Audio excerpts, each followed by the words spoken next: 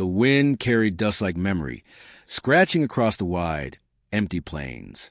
Out where the sky stretched unbroken and the sun had no mercy, a widow rode the fence line of a ranch she could no longer hold. Maggie Dunn's figure looked small against the land, but her back was straight, her hands steady on the reins. She carried silence the way other women carried baskets or Bibles.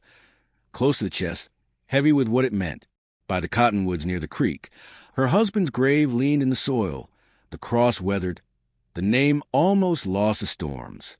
She had not wept there in months. The ground had stolen enough water from her. When she came into town that morning, whispers followed her like flies. They spoke soft but sharp, their voices meant to sting. "Won't last till winter," someone muttered. "Griggs will own that land soon enough." Maggie kept her eyes forward, but shame curled beneath her ribs. Abel Griggs himself, with his heavy rings and his teeth yellowed from chewing, tipped his hat and called it kindness. "Sell to me, Maggie," he said, loud enough for all to hear. "A woman alone can't keep such ground." Sheriff Caleb Harlan gave her the look of a man bound by law, but softened by pity. "You'll need payment soon," he warned quietly, "or the county will take what's left." She left with her jaw tight and her husband's hat clutched to her chest. That evening, as dust spilled across her pasture, a stranger leaned against her fence. A cowboy, lean, dust on his boots, quiet as the wind itself. Elias Boone. His eyes were steady, his words few. He asked nothing about her losses, offered no pity. Instead, he pointed toward the sagging barn roof and said, "Needs mending. I'll do it." His tone was plain, his hand sure, and something in her heart, tired as it was, did not know how to refuse. The days after brought no miracles, only the sound of hammer on wood, and the slow order of chores done by two. Elias was a man who kept his own counsel, and Maggie was a woman too used to silence to break it. Yet each evening, when the cattle were fed and the sky bruised with twilight, she felt less like the walls of her house were closing in. Still, the truth pressed hard. The taxes were due, and the deeds slipping from her hands. One night, with her face lit by lamplight and the weariness of years written into her shoulders, she admitted what she had tried not to speak. "I can't keep it. Alone I can't." Elias listened as though the words had weight enough to bow the beams above them. Then, steady as a man naming a fact, he said, "You marry me, you keep the ranch."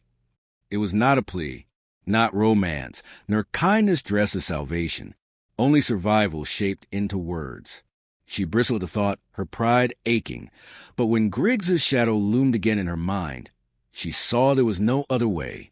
The next week, in the sheriff's office, with no family and no flowers, she stood beside Elias Boone and signed her name.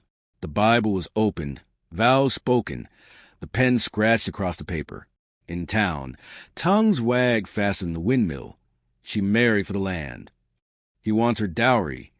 The sunlight outside that courthouse felt colder than the room they had left. Back at the ranch, they lived as strangers bound by law but not by heart. He rose early, mended fences, brought in firewood. She cooked beans, churned butter, swept dust from corners that never stayed clean. They spoke little, yet their days folded around each other like two rivers running close but never touching. He set a cup of coffee at her seat each morning before she sat. She stitched a tear in his shirt one evening and left it folded by his bed without a word. At church, whispers chased her, sleeping arrangements. She felt heat crawl up her neck. Yet Elias never flinched nor defended himself. He carried silence like armor, and she did not yet know if he wore it to protect her or himself. One night, a storm broke open the sky, rain slashing the plains, thunder splitting the horizon.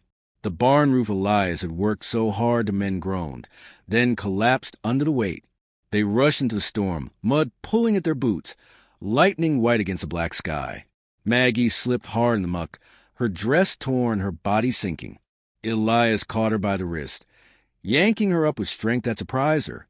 For a moment their eyes locked, his hand gripping hers, her breath caught, and something unspoken passed through the rain.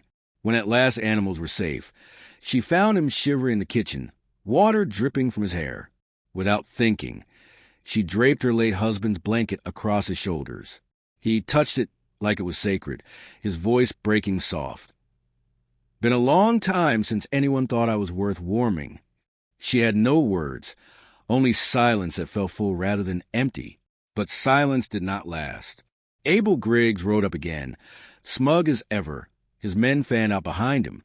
He said the marriage was nothing but a trick, a way to hold land that wasn't hers by right. You ain't husband and wife, not in truth, he spat. His eyes slid toward Maggie, his meaning vile and plain. Elias said nothing, only stood tall, jaw set, hands loose at his sides like a man who'd drawn before and knew when not to. Maggie's heart beat fast enough to drown out the thunder still lingering. She refused Griggs's offer to sell, though her voice shook. When night came, she sat by the fire unable to sleep, her thoughts tangled between fear and the strange steadiness Elias had shown. At dawn, Griggs returned with papers, his voice carrying like a crow's. The town gathered on the edge of her land, eager for the taste of scandal. Sheriff Harlan watched with a lawman's eye, though even he seemed unsure which way the scales tipped. Griggs sneered, calling Elias a drifter, calling the marriage a sham. His words cut Maggie raw, leaving her shame naked before the crowd. But then Elias spoke, louder than she had ever heard him, every syllable hard as stone. This land's hers, and she's my wife in every way that matters. You'll ride through me before you touch one blade of her grass. The silence that followed was thick as storm clouds.